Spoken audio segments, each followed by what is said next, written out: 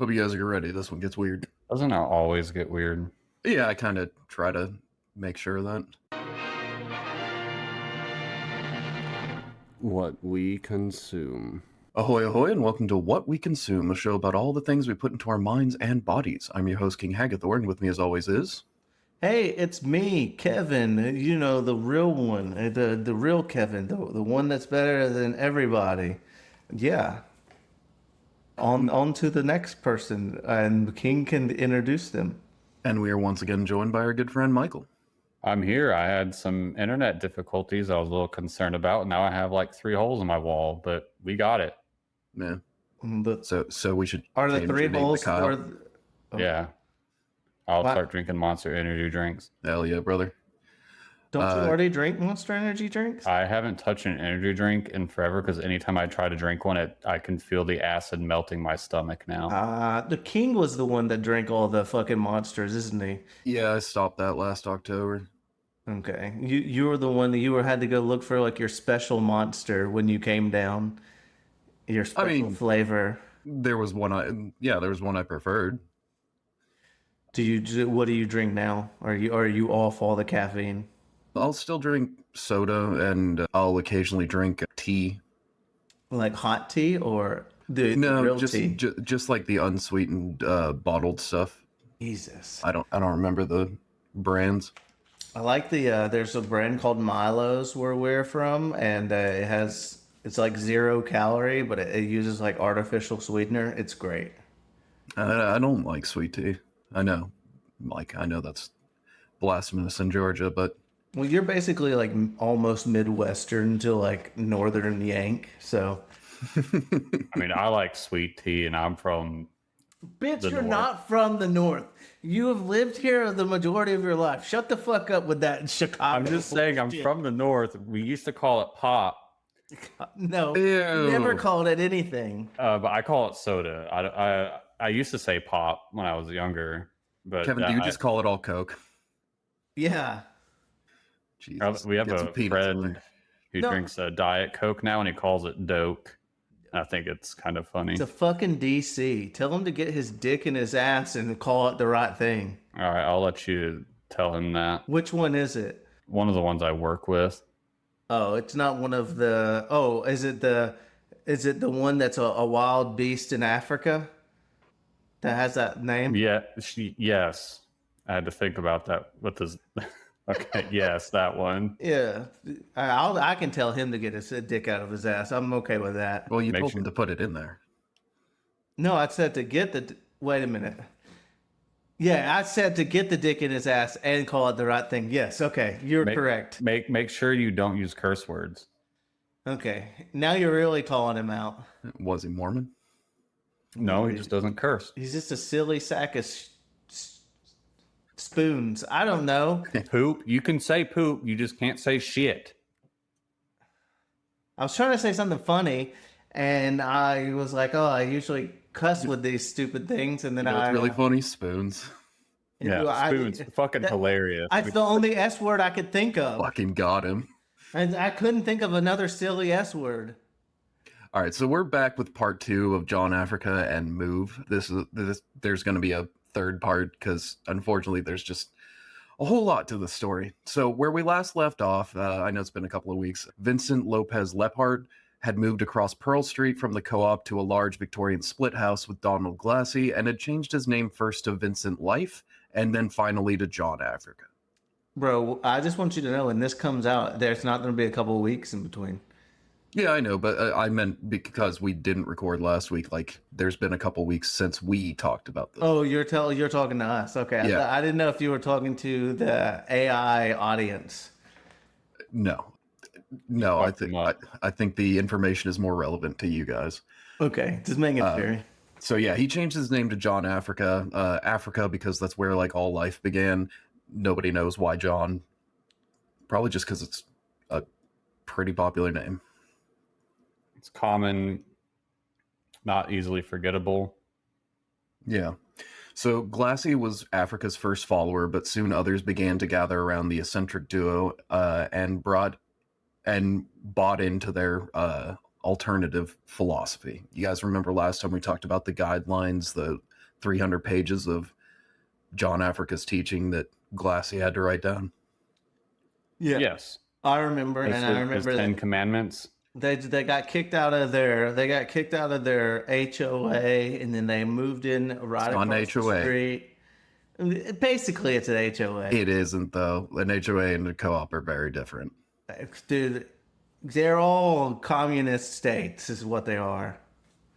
HOA is not communist. That is the highest you can get for fucking capitalist garbage right there. Yeah, that's Karen tyrants all the way down. The HOAs are the scariest thing I've ever seen. The only HOA I'll be a part of is like a Christmas HOA to where everybody has to decorate for Christmas or Halloween. Any other rule, like you can't give us any other rules, but all your Christmas decorations have to be up every year. I bet Kevin doesn't know why HOAs became a thing. Probably not. Do you guys know? Yeah. Then we should do an episode on it since I don't know. All right. I'll think about it. It's not a bad idea. And then I'll give the people some movies on basically HOAs that have the Christmas lights thing that you guys can watch. It's gonna be like some fucking Hallmark. There's a great Hallmark God. movie that's one, yes. Okay. Anyways, to the commune or whatever. So, Oh, if So- you guys live on the commune or the compound, you have to have your Don't Christmas call it a lights up every year. well, this one will eventually become a compound, but Do they have their Christmas lights up? no. They don't like Christmas. That's against the rules. We'll get to that in just a little bit. So at their new residence, they continue to have a hard stance against things like roach spray or other pest control.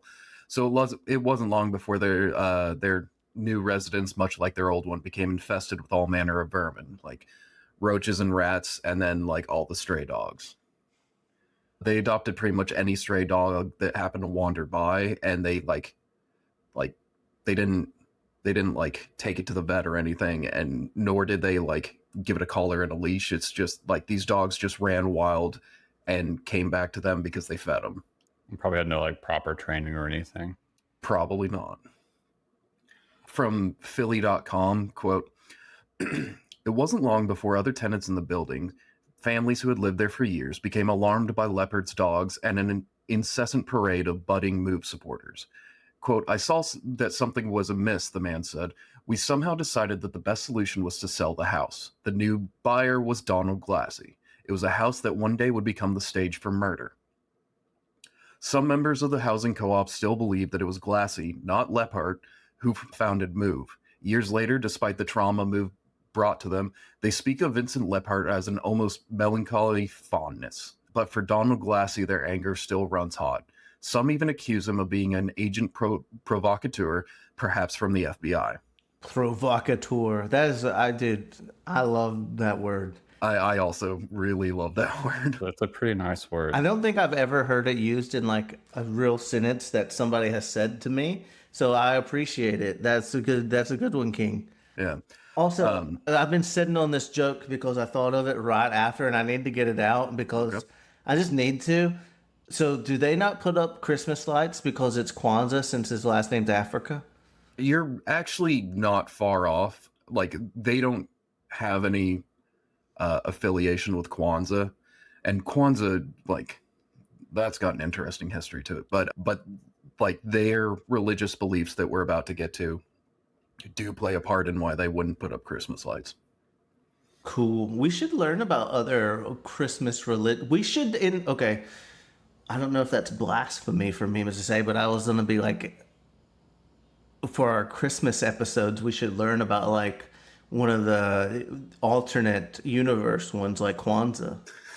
Alternate universe. You could just say other cultures. I don't think there's anything blasphemous about learning about other cultures during like the holiday season, but I'm just saying it might be blasphemous for me because I'm hardcore Christmas. You guys know what I was going to say, Christian, but it's hardcore Christmas. That's your own baggage to unpack, man. And Yeah, but like it's understandable that they believe that Donald Glassy could be an agent provocateur because like the FBI was absolutely doing this kind of shit. Like if you remember from our Fred Hampton episodes, like this is right when COINTELPRO was starting to be unearthed, but there was definitely people in this neighborhood who like their phones were tapped, like they were being like patrolled and surveilled. So it's not that far out of the realm of possibility. Dude, that Fred Hampton episode, I like went and checked on it recently. It actually sneakily started to do good. Like it's getting like more views. I think it's our most popular episode that we've done in the last 6 months or so. I feel like I could have done a better job on it, but yeah, like I really cared about those episodes. You know what's also crazy? As I brought up, like when I was during the school year, when I was doing the teaching type thing. I don't know, that's weird to say, but I brought up Fred Hampton during Black History Month. I mean, I taught that makes it sense. from you. did that receive well to your Yeah, viewers? the kids liked it, and then also because I was in like a primarily black school as well, like all the teachers, like they knew about him as well. Well, so especially the one of my team teachers, she was like she's super into like all that stuff, so she knew exactly all about it. So yeah, I think they appreciated that I knew about it. Did she have to fact check you on anything? No, she was like, "That's all right," you know. Cool. It sounds like I did a good job and you actually listened. Dude, I listen to most of these. Well, I'm not gonna lie, most. It's not great to hear that from the editor. I was going through like, through editing. Well, Yeah. when you're editing, like I'm listening, but I'm not listening for the information. I'm listening for King or Michael to say or like some dumb shit or stumble or like I'm like, fuck, dude, what do you have going on in the background? 17 cats are having sex and pissing. they're not having sex. They want to have sex, and they're not getting any. And so I'm listening for those things, not like retaining the words. Yeah. All right. So with the housing situation somewhat controlled, now even more MOVE members started stopping by or staying with them. Like if you're wondering like what was it about their teaching that like made the group grow and take form so quickly, back to that Philly.com article. Quote, Vince was presented as the guru, says a neighborhood man who watched MOVE gather strength. Vince was being turned into a godlike figure. The transition from Vince Lephart to John Africa took probably about a year and a half, until people never knew about a Vince Lephart. They only knew about John Africa. At first, his group was called the American Christian Movement for Life. Over time, that became shortened and capitalized to MOVE. For many of its members, it offered shelter from the world, a haven for seekers, drug users, ex-convicts, and lost souls. John Africa played the father figure, advising, cajoling, ordering. To win his approval, members had to change their diets, swear off junk food and meat, become physically fit. Periodically, they were sent out on activity orders ordered by John Africa. The troops sallied forth to demonstrate at the local police station or to disrupt talks by Jane Fonda and Buckminster Fuller or meetings of the Board of Education. So are they, during this time, are they trying to be like, they're not trying to be like civil rights activists, are they? Are they trying to be like, what are they, what type of activist are they trying to be? It's kind of weird and we'll get to it in a bit, but like at first it's like their main point was animal rights. So they would protest like zoos, puppy mills, pet stores, and we'll get into some quotes here in a minute. It also helped that the organization had a family structure with John Africa as its head, and soon he had family members joining, including 2 sisters, Louise James and Laverne Sims, along with 6 of their children. So it's already like pretty tight knit. And so like then all these other people that are, you know, drug users or ex-convicts, like people who like had felt abandoned by society, like suddenly they had a quote unquote home. Yeah, like a cult. It gets very cultish. It's actually like I think I mentioned this last time. There is kind of like overlapping between like how I see the Zizians becoming who they are and how the MOVE supporters become who they are. So another thing is all members adopted the same surname. First it was Life before they settled on Africa. So it's like John Africa, Louise Africa, Laverne Africa. They all take the last name, whether or not they're actually blood related. Why did they choose Africa? Because John Africa chose Africa because that's where all life began. Like the Yeah. Okay. Yeah. Yeah. That was his. It's rudimentary reasoning, but it's like also, you can't argue with it. It's kind of what it is. Yeah. It is still just kind of like an inherently silly name. It's kind of like Hannah Montana. Hey, bro, that was a generational talent and generational show that came out of that literally changed a whole genre and did something in children's lives, and like later on that nobody else has done that after. I don't remember if we've talked about this before, but do you know what Hannah Montana was originally going to be called? I do not. Alexis, Texas. There you go. Really? That's awesome. Do you know who Alexis, Texas is? Yeah. I'm feeling like, since you guys are being weird about it, is it a porn star now? Yeah. Well, Okay. it was a porn star at the time. That's why they were like, "Oh, we got to change this." Oh, so they were like checking their stuff out, and they were like, "Oh, let's just check Pornhub or something real quick," and then it was. Well, it was probably just like, okay, so we're gonna call her Alexis Texas, so like that'll be fun. And then somebody was like, I don't. Fucking like sound check guy who looks like a dweeb's like, actually probably shouldn't go with that one. He like Maybe just give himself. that name a Google and see if you still want it. He slipped it under the door so nobody would know it was him that knew about it. Yeah, because I think Hannah Montana came out in 2007. It was either I think it was earlier than that. It might have been, but it would have been like right around the time that Alexis Texas like took off as a adult actress. 2006 to 2011. Yeah, I knew I was right, but I feel like it was a sound guy. I think I should have said this. He slid his signed copy, like cover copy, underneath the door, and that's how he. Fuck it, dude. I messed it up. Just keep going. Okay. So, anyways, they all took on the last name Africa. They were also given a new age, 1 year old. They've been Because they were reborn into this reborn. group. Sure, but they don't like restart the clock and start like counting their age after that. They're just perpetually 1 year old. One? Yeah. Oh, that sounds dumb. I wonder if it's like a level. Like, yeah, they're 1 year old until they can like figure out what the next stage is of That's what I moving thought you to were 2 going to is. say. That's what I thought too, but John Africa was forever after described himself as 1 year old, and like I never heard about anyone aging or leveling up past that. Interesting. Yeah. Former member Janine Africa recalled some of John Africa's teaching.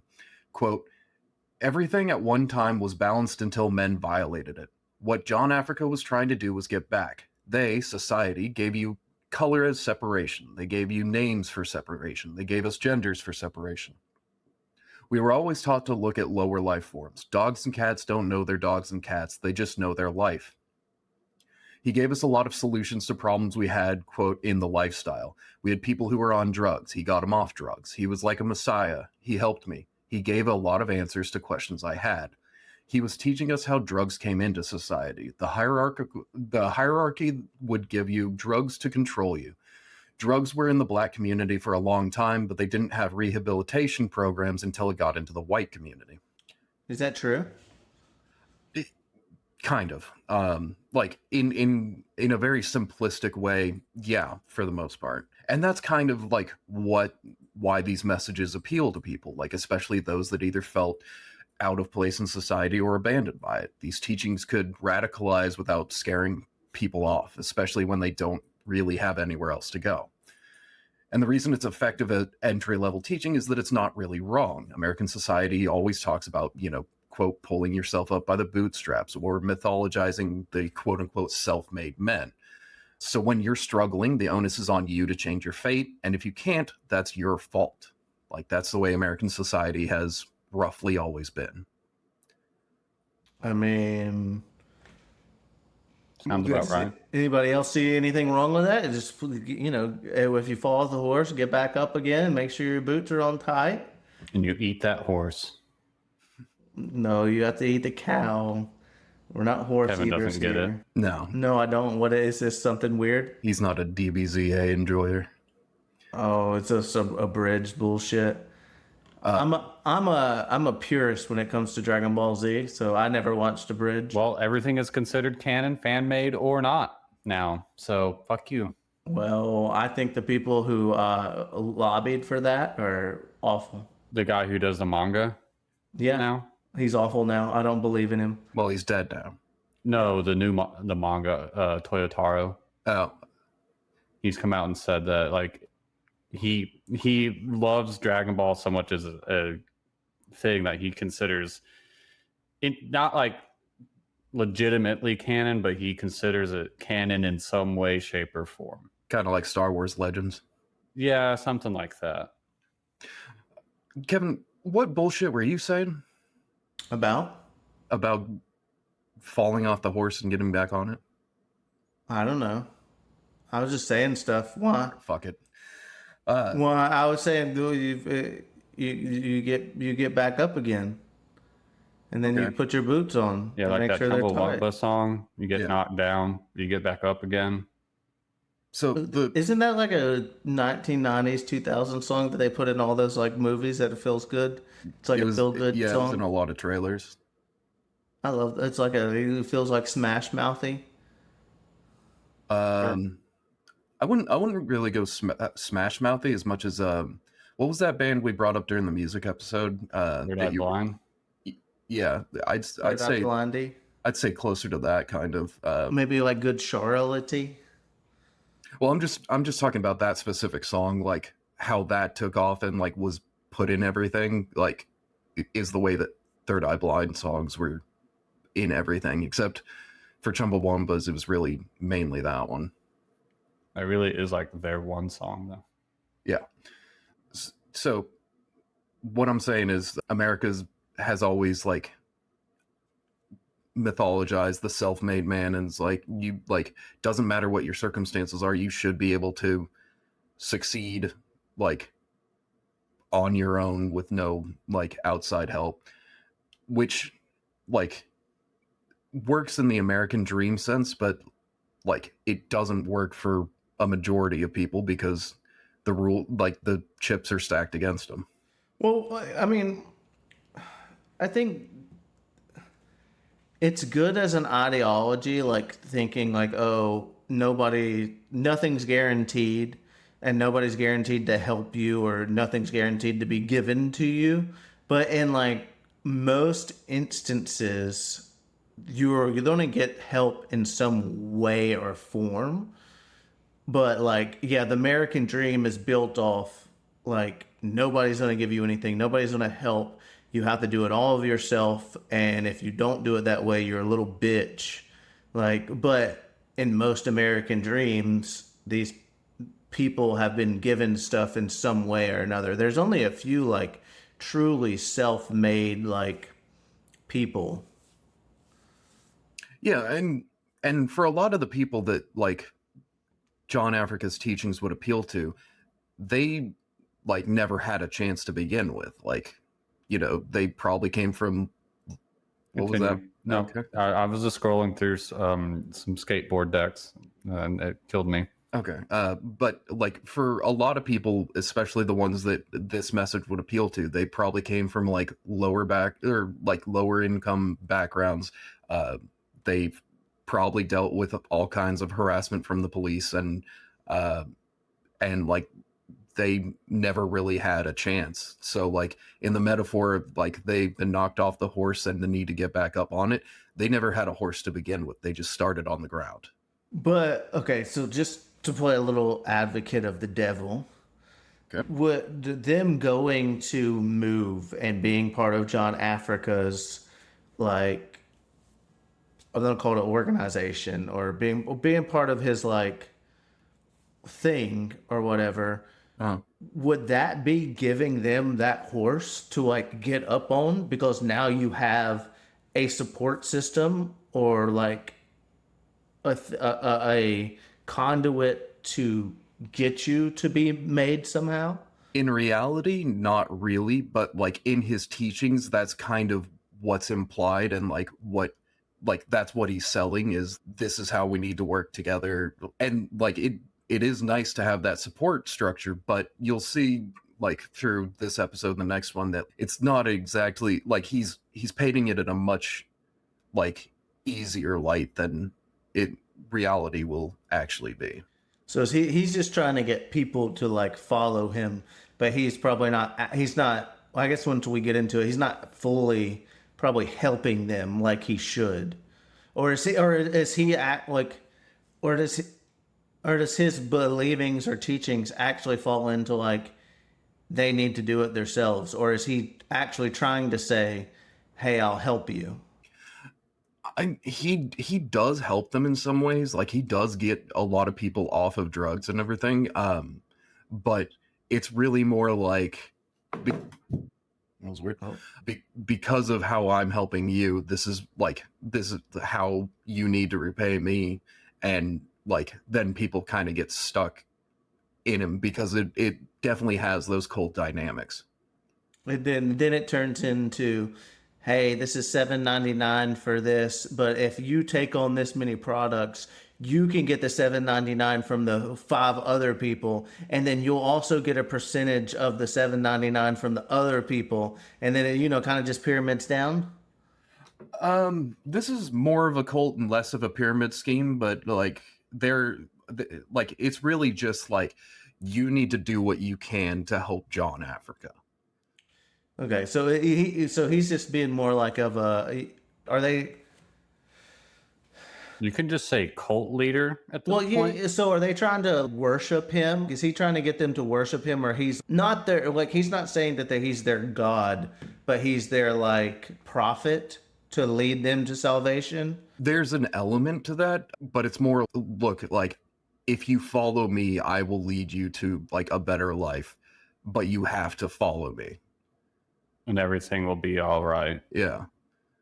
So like it's not necessarily that he is God, but he is the leader, and you will follow the leader. Okay. And we'll get more into that next time. For a lot of these people, they're in a bad place for one reason or another. Like they're an ex-convict, they can't get a job. They're a drug addict, they can't get clean, or they're just poor and like society fucking sucks. So for them, it's very real that he's helping them. It's just it's not as altruistic as it kind of appears. And when you're one of these people and you feel like society abandons you and calls you the architect of your own misery, and then a charismatic, eccentric man and his followers are all telling you it's not entirely your fault, it's very easy to be pulled in, and once you're in, you're stuck. Yeah. Okay. Yeah. No way out. Yeah. So yeah, like any other cult or other things, because Scientology I'm going to stay away from that one. okay. Well, they could come after us. But with like other cults, like it's, you give all of your money to them and like give them your bank account numbers and everything. And give up your wife. And so like if you tried to get out, you would basically be starting at so much zero. And then you're like a 40-year-old person. You're like, how do I even start from this by myself? Because I just alienated everybody because I was in a cult. Yeah. So, yeah. Yeah, it's like the way cults are able to isolate you makes it very difficult to escape for a lot of people. And these new members, sure, they were told like it's not entirely your fault, but they were also told they're not entirely without sin. Those that weren't struggling due to drug addiction or prior convictions still had the stink of society on them, typically in the form of either materialism or quote unquote synthetic education. John Africa deemed that traditional formal education was synthetic, as in fake. He forbade synthetic education in the movement, meaning children born into the movement were prohibited from learning to read or write. Oh, that's very stupid. Yeah, I can't imagine why a guy with a third grade education would be against it. Because education is king, and that's what people are scared of. Yeah. Once you get educated, it's hard to manipulate. Yeah, and like, it's almost understandable why he holds such a grudge against formal education, because like they like How much the system just fucked him over. yeah, but also like keeping your followers dumb is like just a terrible idea. It's like it's gonna spiral downwards. Like there's no whatever. John Africa could be harsh with his teachings and rhetoric, but early on he could also be gentle. Again from Philly.com, quote, "For all of his demands, John Africa was not always the harsh instructor. When he sensed his students drifting, he would stop a lecture saying, quote, 'That's enough for today, you'll get sick.' And every once in a while, John Africa would permit D-days or distortion days, during which MOVE members were allowed to break from the regimen and permitted to eat their fill of forbidden junk food. He was very clever. It was magic. John Africa had many tricks, many illusions," said Janine Africa. "As I look at it now, I think he warped my mind.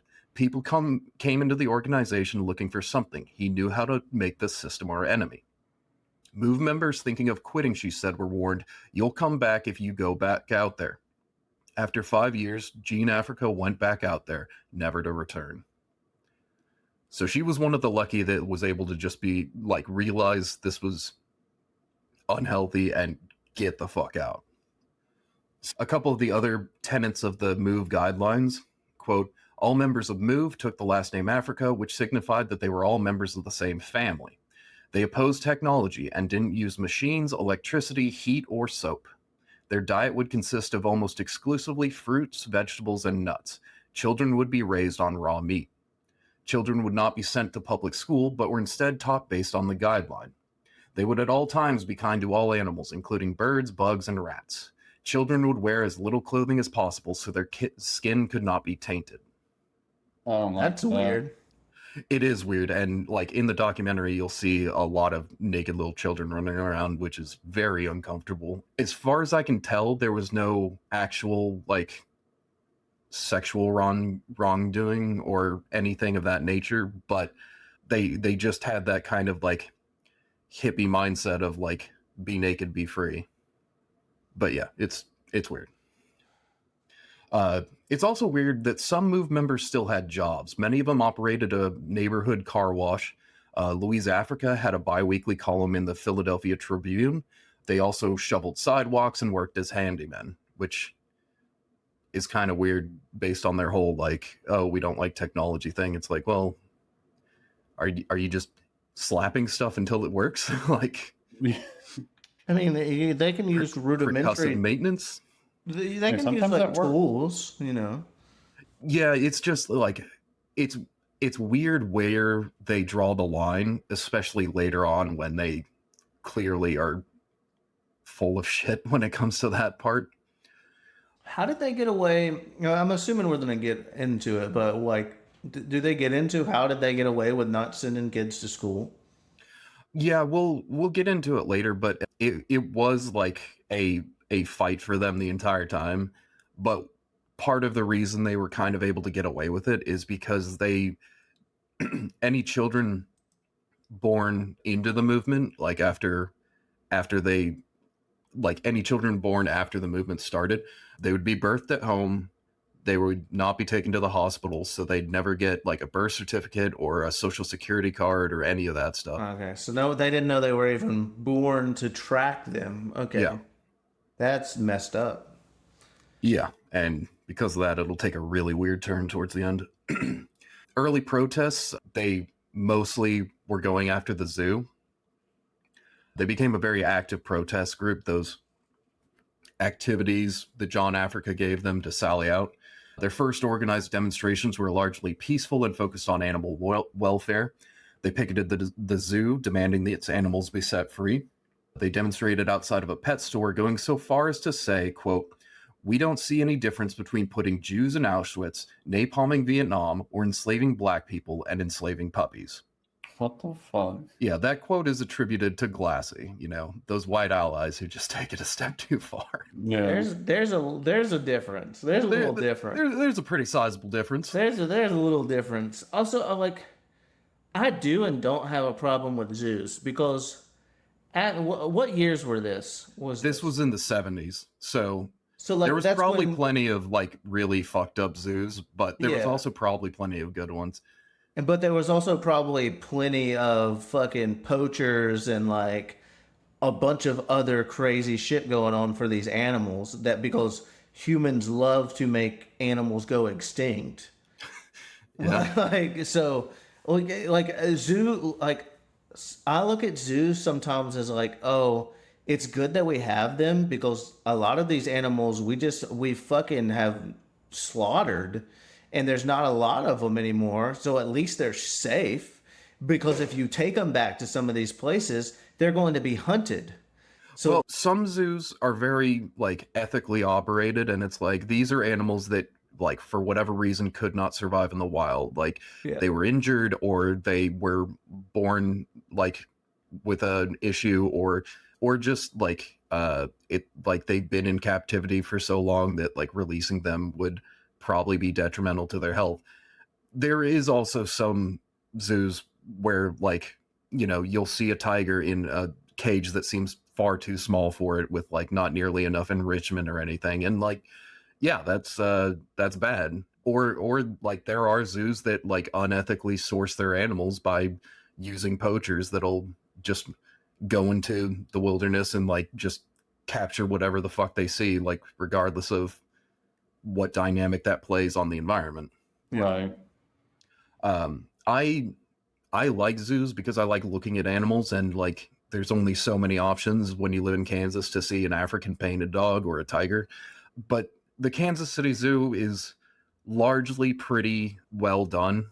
Although I do think their tiger exhibit should be bigger. And like there's a couple of exhibits where it's like, is this really enough for them? And then there's some animals that just shouldn't be in zoos because like of their migratory habits. Like whales should never be, like especially Yeah. orcas should never be in captivity because like their natural tendencies are to travel like literally across the globe. So like limiting them to, a 100-foot tank is incredibly cruel, especially if they're kept alone because they're such social creatures. So like they're not necessarily wrong for that part. It's really more the claiming that like a pet shop is operating like Auschwitz. Like yeah. it's like, Yeah, also with like dolphins and trying to have sex with them and living on like an island by yourself with two of them. Yeah, that shit's weird too. yeah, like Dr. Lily, or like, well, really more Dr. Lily's assistant. Yeah, I was bringing that back since we did that. We've done that episode. Yeah, I figured that's what you were talking about. Yeah. Yeah. It's kind of interesting that like he got on ketamine and became such a fucking weirdo. It's like, oh, who's on ketamine today that's a real fucking weirdo?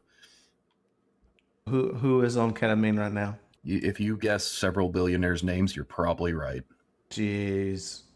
What's the point in like why would they be taking ketamine now? Because it chills them out and they enjoy it and they can get away with it. They can't just get like their regular prescription drugs? They can't just get some Xanaxes or something? Different feeling. Okay. You have uppers and downers, man. Yeah. And who's to say they're not also doing those? They're mixing. Yeah. So MOVE got their first major press when they decided to give someone a taste of their own medicine. And this is like another one of those bizarre stories where like, I'm surprised I could find information on it, but I couldn't find all the information on it. So this is only what I've been able to glean together. At the time that MOVE was operating, Philadelphia had a local talk show named after and hosted by a man named Mike Douglas. This was a pretty popular one, so it would get like people like Kiss and like movie stars to like come on to do a segment and whatnot. During an episode in 1974, Douglas had a Planet of the Apes inspired segment of the show. The fifth and final film of the original Planet of the Apes series, Battle for the Planet of the Apes, had just been released the year before, so it was still pretty fresh for people. On this episode, Douglas had animal trainer Bill Hampton and chimpanzee Marvin the Magnificent on his show. Marvin the Magnificent was a young 100-pound chimpanzee. Douglas himself came out in a Planet of the Apes makeup, and it says makeup, not costume, so I do not know what he looked like, but it sounds unsettling.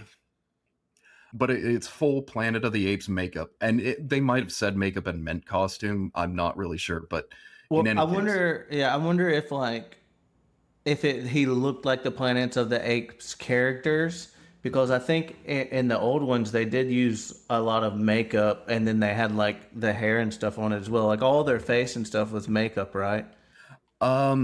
there were parts of it that was makeup and prosthetics. Yeah, I think it depends on which costume. But yeah, I believe they had a mixture of both. Yeah, because yeah, I wonder if that's just back then in the 70s, like if that's what they called, like what because did they? I just wonder if that's what they called when they suited up like that. Yeah, I would assume so, because otherwise, just this sounds like a very bizarre, like homunculus looking thing, you know? Yeah. So, anyways, he comes out wearing this costume or makeup or whatever, and for the first few moments, Marvin seemed pleased to see a fellow non-human ape, although it was very curious that like his hands were just like regular human hands. So like Marvin stroked his hand and let out a few large but like relatively friendly howls. And emboldened by his guest vocalizations, Mike attempted to echo with some vocalizations of his own. And this upset Marvin, who then went apeshit. He started hurling things, smashing equipment, and terrifying the cast, crew, and studio audience. Marvin's crash out was finally ended after a well-aimed tranquilizer from a blowgun. Once it took effect, Marvin was handcuffed to a stretcher and rolled away. Douglas took off the makeup and, trying to save face, told the audience, "You never know when they're going to revert." So I feel like that's kind of a fucked up thing to say. yeah, that is weird. The whole thing seems pretty gross, and like with the way people did things back in the 70s, I feel like, there's some very decent possibilities that there was like a lot of animal abuse going on.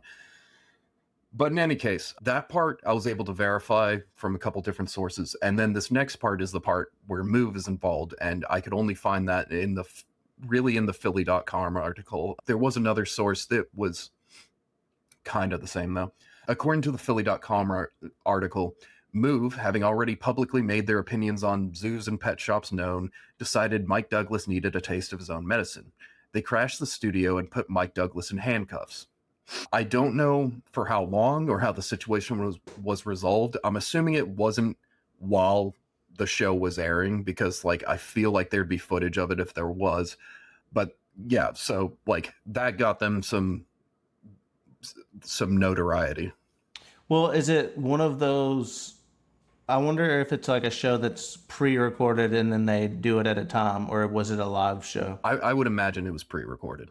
Okay, so even if it was like, well, I guess if they were recording at the time, but they could have just like turned off the cameras, or I don't know. Yeah, but I still think there would have been like some footage that would have, because that's a crazy sounding thing. Like, I feel like that would have made its way to like YouTube or into a documentary or something. Maybe, unless you had one of those tax scandals to where they fucking burnt all the whole old warehouse, and all the old footage is gone, because that happened a lot. Yeah, it's also possible that like it wasn't big enough that anyone cared and they just like taped over it, or it's just lost media somewhere out there. I don't know. Yeah. So as you can probably MOVE wasn't just focused on animal advocacy. They also had another target for protests from the beginning, which was the co-op that evicted John Africa. Oh, they're like, So, we're going after wars. this. Yeah. Yeah, so they picketed the house of the leaders of the co-op, and when a member of the co-op was caught out in public, they would circle, curse at them, threaten them, and shove them. The most violent of these incidents involved a co-op member named Wright, who passed a MOVE member in the hallway and didn't nod hello at them. So the MOVE member proceeded to kick Wright in the face, breaking his nose. Oh, well, how nice of them. Although we're just not reciprocating a hello. That's crazy. Yeah, as you can probably guess, all these MOVE tactics quickly led to confrontations with the police almost daily, and over the years it would result in hundreds of arrests of MOVE members. John Africa was never the one arrested in these public scuffles. Whenever MOVE members took to the streets, John Africa was never among them, instead hanging back or down the street watching from a distance. Yeah, he's a pansy. He doesn't go on the front lines. Well, if you lose your leader, you lose your MOVE man. He's not like Maximus or Spartacus.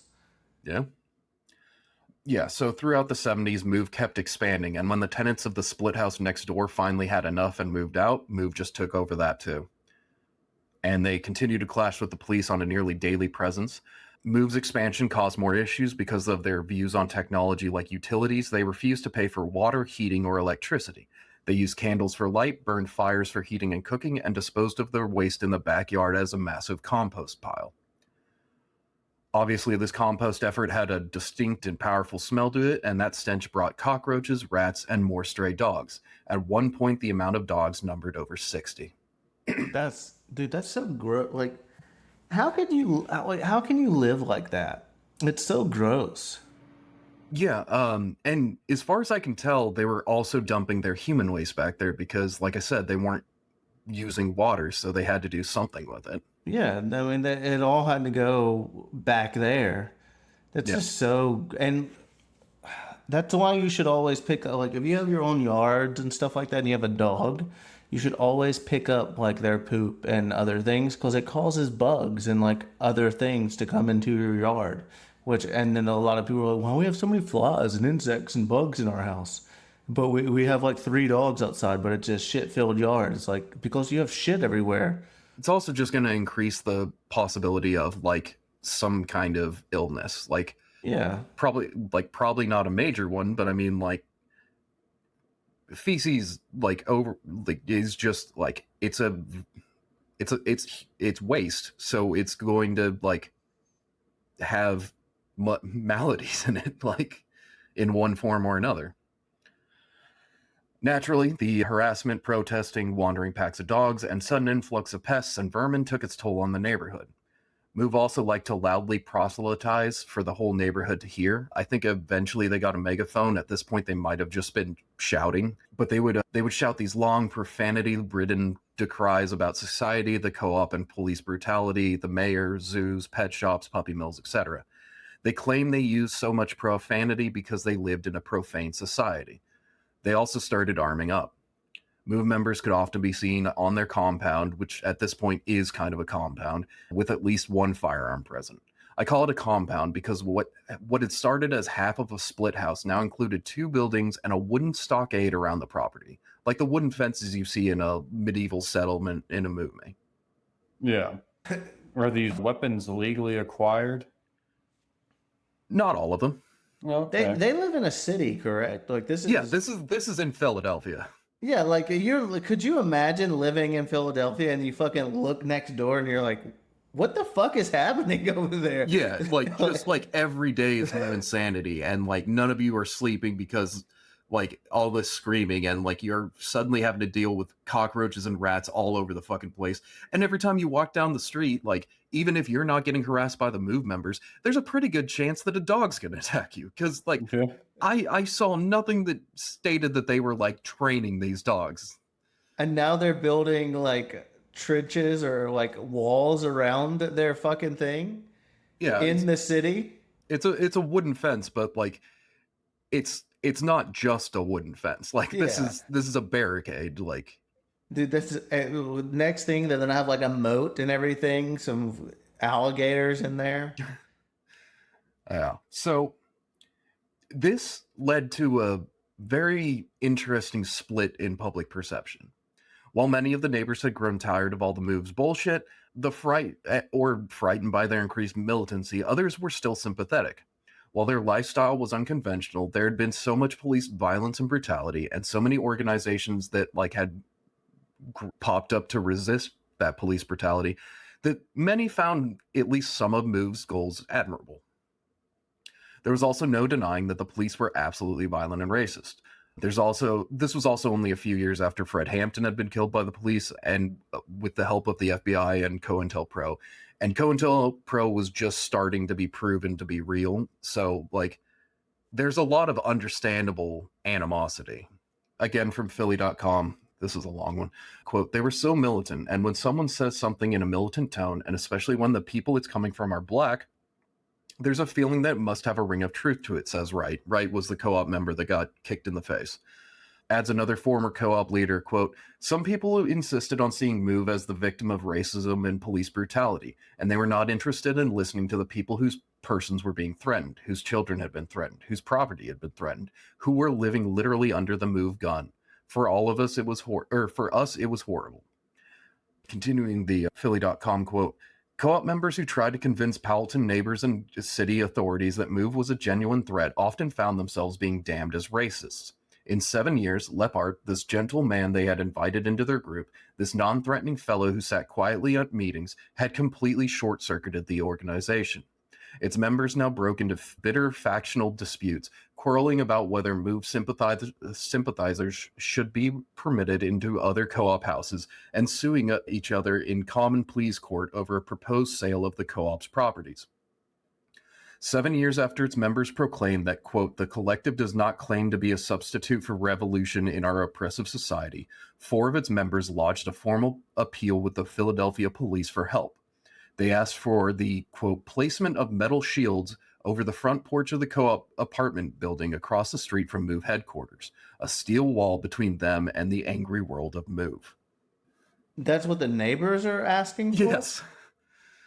They're like, you got to do something. Like, yeah, that a steel wall is insane.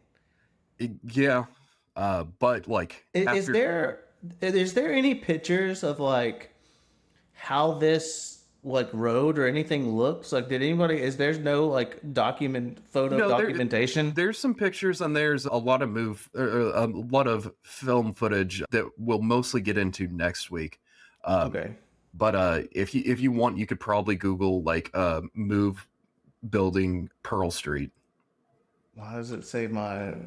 Oh, it's just autofilling. I was like, that shouldn't be in my hometown. So this next part also gets really fucking weird. You finding anything? I think this is still it. Does it actually have like a wall now? Like, is it still there? No.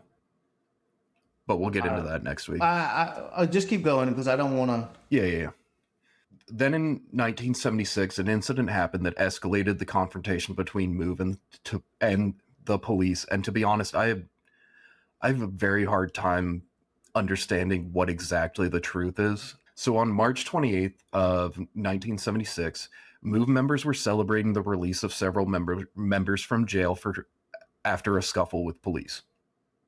This got a little loud and someone called the police. I don't know how rowdy it got or if they were just like so sick of these people they would like call them for anything. So police came out and quickly things turned violent, with MOVE allegedly throwing bottles and the police pulling batons and attacking MOVE members.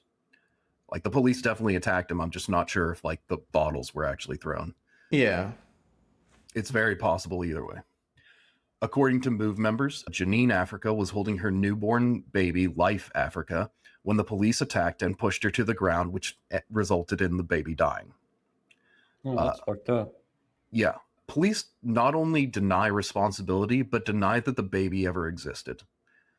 Due to MOVE's religious beliefs and views on society and technology, children are birthed at home and are not registered with any government agencies, meaning no birth certificate, no social security card, and really no proof that they exist at all. I mean, it gives police good deniability. Yeah. MOVE also don't believe in autopsies, death certificates, or conventional burials, so they allegedly hid the body until they could figure out how to properly seek justice. Also, just piling bodies somewhere to add on to the cesspool of grossness. Yeah. Quite possibly.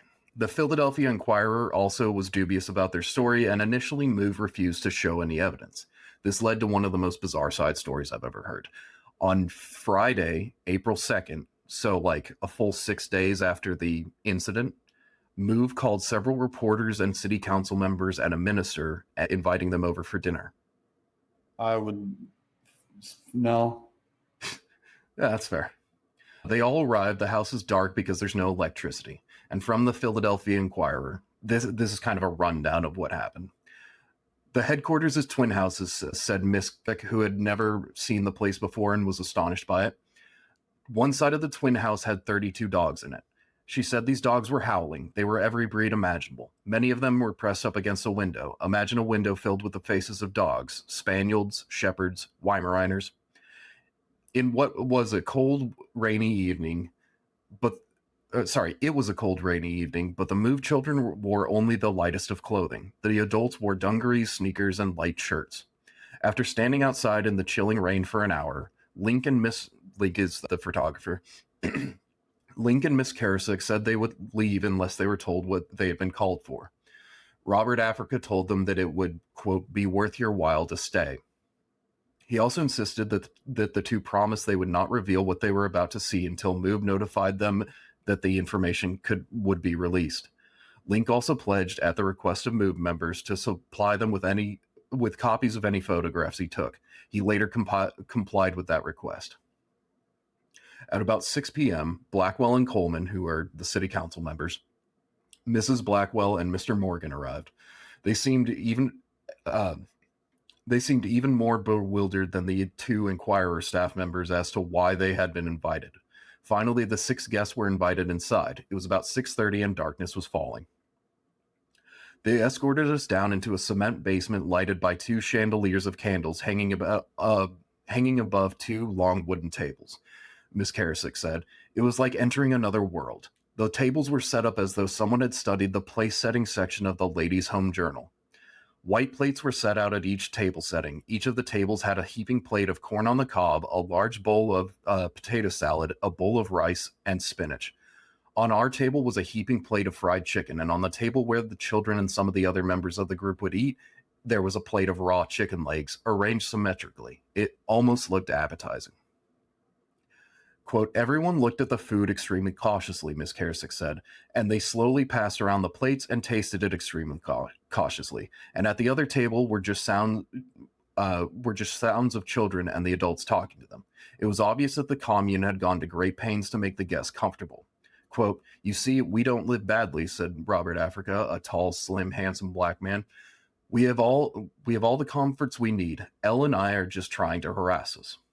L&I is the city's Department of Licenses and Inspections, who at the time were trying to investigate MOVE for the way they were raising their children. Mostly for things like not educating them, not properly clothing them, and for feeding them raw meat. There was also a not so subtle threat that MOVE might kill the children rather than let them be taken. MOVE member Sue Africa was quoted as saying, 'We won't let our children fall into their hands. They'll see just how committed we are to our religion.'" Yeesh, that is. This is. I don't want to be there. This is spooky. I'd want to leave. What? Yeah, but I mean, these are like journalists and stuff, right? 2 of them are. Well, one of them's actually. I can't remember how many, but there's at least a couple of journalists. There's a couple city council members and a minister. So, like, I mean, they would want to stay to like see the story, to be like, what is going on? I mean, but. Yeah, but at the same time, like, this feels like you're about to be let off for sacrifice. Like, this is really fucking weird. What is the reasoning for feeding kids raw meat? I don't know exactly. Like, they like, part of it was just to make sure they get the protein they need, but also to, as opposed to just like having a vegetarian diet, but also just because it's more quote unquote natural. And they were like, couldn't put it over like a fire, like outside or something? Well, no, unless you're the adults, because the adults couldn't handle the raw meat. But the children, you can, in their mind, you could just feed them raw meat and they would get used to it. So they would grow up like stronger and more natural. Whereas the adults, did that not make them sick? Probably. I don't know. That just seemed insane. Well, I guess I mean, I guess the human body would get used to it, right? I don't know. I don't think it would. I'm getting that salmonella. Yeah, but I don't know. That's just weird. Yeah. After dinner, they were taken upstairs to another dark room. This one had 3 candles surrounding a cardboard grapefruit box, which is a very little amount of light. Inside the box, along with dirt, grass, shells, pebbles, and was the dead body of a newborn child. Oh, hell yeah. Yeah, it was in a fetal position on its side, making it impossible to know whether it was a boy or a girl, but it still had the umbilical cord attached, so it was very recently birthed before dying. Jesus Christ. Yep. Quote, I was about 5 feet away and the stench of the baby seemed to rise, Karasik said. I looked at it enough to take down a description and then moved back to get away from the smell and actually get away from the whole scene. The witnesses were all mortified by what they were suddenly involved with, obviously, and due to the time between the declared death and their viewing, the corpse was starting to smell quite horrific. The photographer took pictures of the corpse and they were all sworn to secrecy until a later date, which must have made this so much more like horrifying. Is just like you're in relatively complete darkness, like your lights or your eyes are adjusted to 3 candles and then flash photography and then back to the darkness. Like, Yeah. this sounds so fucking scary. Like, I mean, they're in like a haunted house, like Fucking they're Resident Evil 7. yeah. yeah, reading this, I definitely got Resident Evil vibes. It's just like Jesus, or the PT house, except like Yeah. the PT house still has lights. Dude, that's so crazy. Fucking Outlast shit. It's Yeah. You're just like in a horror game. Yeah. It's not good. Robert Africa then announced, quote, let all here be satisfied once and for all that the baby does exist. And like this whole thing, like it's very ritualistic. If that's their religion, like it's, I mean, like it still seems bad, but like I kind of get it. Like, but like, especially with that line at the end, it kind of sounds like they just found a dead baby, you know? Like, Hey, here's a dead baby. I couldn't find any descriptions of like visible injuries to the baby. I think, like, as much as I don't want to like hand it to the cops, I think what happened was they birthed a baby, the baby died, they had a confrontation with the police, and they thought this is how we'll get the police to fuck off, is like if we get them at least accused of murder or wrongful Sure. death or whatever. From the Philadelphia Inquirer, quote, Councilman Blackwell seemed especially uncomfortable at the sight of the body. Ms. Karasik said he kept looking out the window watching the rats scurrying in the yard. And he said, quote, it looks like you have a lot of rats there, he said. He asked the question nonchalantly. Ms. Karasik recalled, but he appeared to be stunned. Yeah, a MOVE member said, but they don't harm anything. Then Mr. Morgan said, I've seen rats bite babies, and the babies became sick and died. No, that's an old wives' tale, said Jerry Africa. That's not true at all. Which, I don't... There's no war in Ba Sing Se. What? There's no war in Ba Sing Se, or whatever, the Avatar thing. Yeah. It's like... See, this is the problem when, like, you don't educate your followers, is, like, they believe stuff like that. Yeah.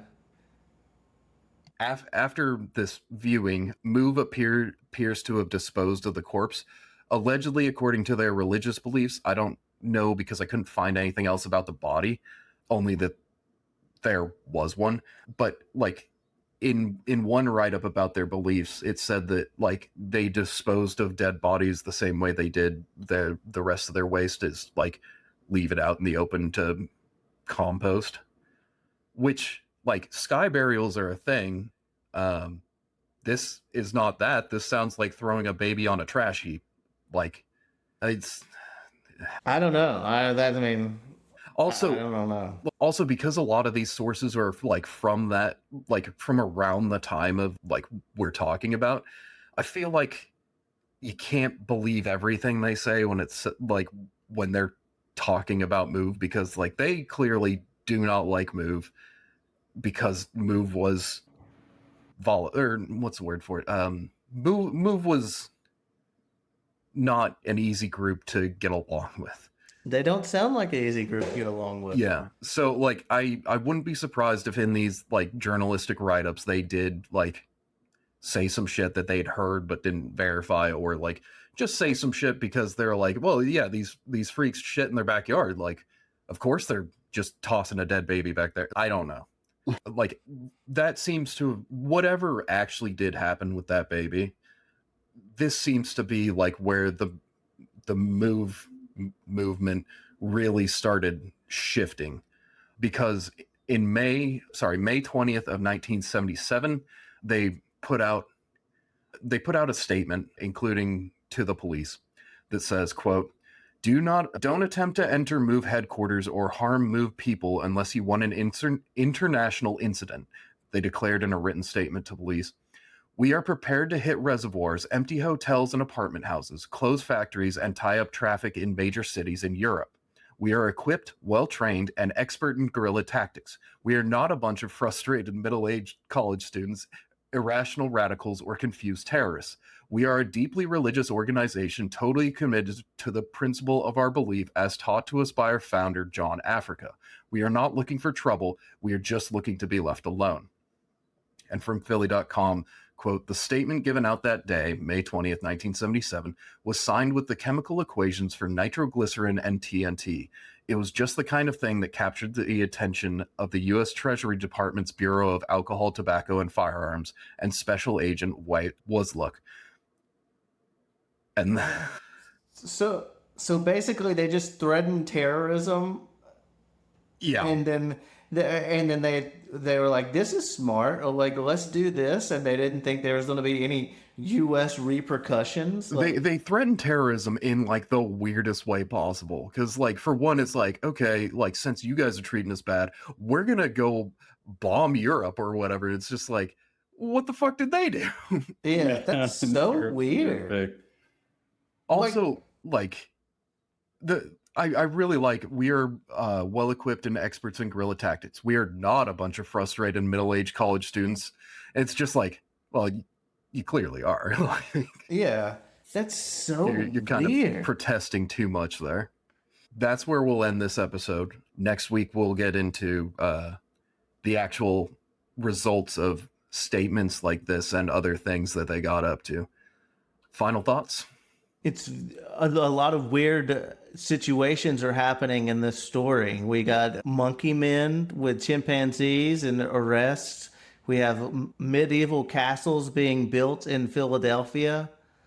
That's an exaggeration. It's just a wooden fence, most likely, like King said. I mean, you got murder houses that you're taking pictures and stuff. I mean, this is just a interesting thing. And then they turn to international terrorism. Well, yeah, they turned to threaten it at least, and like we'll see what those threats culminate into. They better be glad this wasn't after 2001, because they would have been destroyed. I mean, they might be destroyed anyway, but if this happened after 2001, they would have been messed up the day of. Yeah. Next week we'll see what happens to him. And it's so frustrating because, like, you know, you shouldn't be policing how people protest, really, like, but this is clearly the wrong way to do it. Like, because you're dividing your neighborhood, so like you don't even have like full support from them because you're just so fucking irritating. But you're also like not nearly big enough to take on the U.S. government. Like, yeah, you're just like a small, not even a block of people. Just you're basically like two duplexes full of people and a shit ton of dogs, and with no technology. Hey, they could learn to build a trebuchet and launch that shit pile somewhere to Europe, I guess. Unfortunately, it'd probably just be at the co-op. Yeah. Who did nothing wrong? Yeah. I just don't get it. I also don't get how, like, for the co-op to be so delusional. I guess because they're so uneducated. Wait, what did the co-op do? Not the co-op, the MOVE for the members. for Move to be so delusional about what's going on, but it has to be like John Africa manipulating it so much. And then is Robert Africa glass? No, Glassy, as far as I can tell, Glassy always remains. Oh fuck, what was his name? But Glassy, for lack of a better term. Okay. Donald.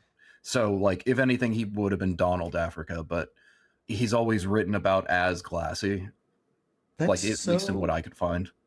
It's just so weird how he manipulated them, and I'm assuming, like when they wrote that, whoever wrote that letter, that John was like, "Yeah, dude, we have connections in Europe and all this other stuff. We're global," and then like they're so delusional to write that letter and believe it. Yeah, it's also just like, man, if you want to be left alone by the cops, don't tell them you're gonna go start doing terrorisms. Like, It's just Well, they're not It's going to do them so unless the weird. cops leave them alone. yeah, and but signing that up all with the chemical comes- equations of nitroglycerin and TNT is just so funny to me, because I'm betting that whatever cop read it was like, I don't know what the fuck this means, and like had to go to they had to go talk to somebody, and they're like, oh, that's nitroglycerin and that's TNT, and they're like, my god. I mean, like, this is like I'm not trying to say that John Africa is an idiot. Like, he struggled with learning, but he clearly showed like a pretty adeptness to like civics and like debating and all that stuff. But all the things that they do is like, oh, it's because they're led by an idiot. yeah. Like Well, and- only halfway, but like, you know, in this area, he's not making smart moves. And he may have just like obtained so much power so quickly, and it just like went to his head. Yeah, He was just like, and when they started out, like, they started out with like good intentions, and like assuming Glassy is who he says he is and wasn't an agent provocateur. Like, he probably like did get into this initially thinking like, yeah, we're going to positively affect change. But then, you know, they just keep doubling down. And like, one of the things I think, like, I can see like some of the same movements between Move and the Zizians is like, when they get pushback, they always double down. Like, yeah, they don't like they when don't think to fold and try to do another hand. yeah, like when John Africa initially got confronted by the co-op being like, hey, like, you've infested us with roaches. He was like, hey, if you're not with me, you're against me. You should be helping me because I'm right. And it's just like, it's like escalating and escalating. And they're like, dude, we don't care. We're with you, but I don't want fucking roaches in my house. Just spray a little bit or be clean. Yeah. Like they probably would have left him alone. Also, if they... don't leave a gigantic pile of trash and shit in your backyard. Like, it's like, do you know how much the property value has gone down? Like, I don't know, but I guess when you get to that point of where he was believing himself so much too that I'm assuming he convinced himself that he was like, that everything that he thought was correct. It definitely seemed like the first person to buy into his bullshit was him. Yeah.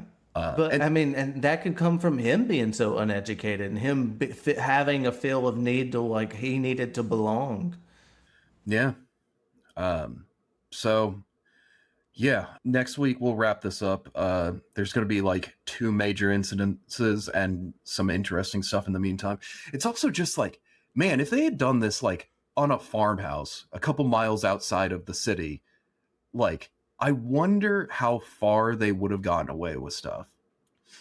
Well, I mean, probably until what, the 80s, 90s, at least 20, 30 years probably, until they started really investigating like cults and things. Maybe, or it could have like very easily turned into like an eventual Waco thing where like they have like a full ass compound.